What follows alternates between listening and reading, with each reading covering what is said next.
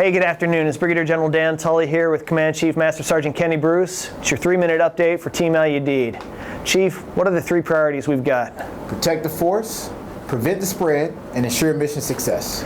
So I want to start with ensure mission success today. Remember why we raised our right hand when we joined? It was all about defending the nation. We need to preserve the combat capability that the military represents for our nation. That is why we joined. All these other efforts, protecting you, which is critically important, preventing the spread, is to preserve that combat capability. So as we go through these trying times, let's try not to forget that it's all about why we first joined the military. All right? So how do we do all that stuff, Chief? Gotta have a little balance. Gotta try to figure it out how to balance the two together. Think our airmen are comfortable with the balance? Yeah. Feedback we're getting from y'all is that there are tons of questions on all the little details. Force health protection measures that we've put in place, whether it's coming and going off base, the movie theaters being closed, the Burger King being shut down.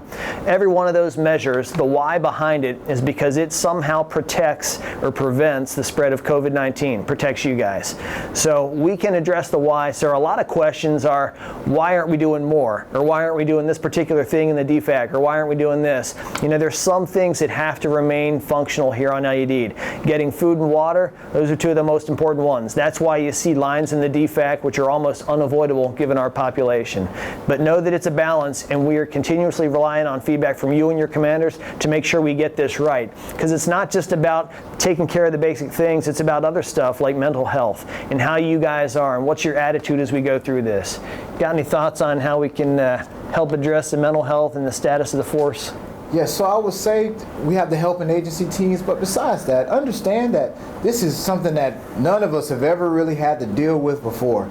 And so we're doing our best to execute, and whatever solutions you might have, whatever suggestions, that's what we could do this as a team. We could work together to make this happen. That's right. We are in this together. We're beating COVID-19 together. It's not about any one person just feeding direction to other folks. It's all about all of us coming together and making sure we beat this thing, however long it takes.